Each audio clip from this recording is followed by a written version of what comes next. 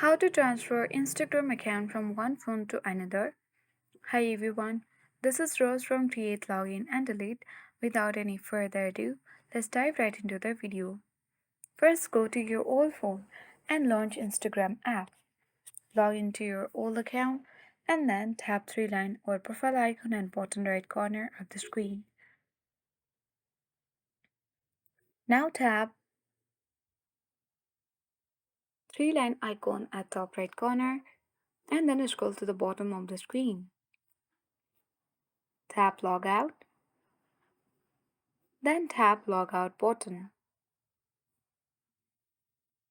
If prompted, you can save your login details to make it easier to log in on your new phone. After logging out, install Instagram on your new phone and open the application.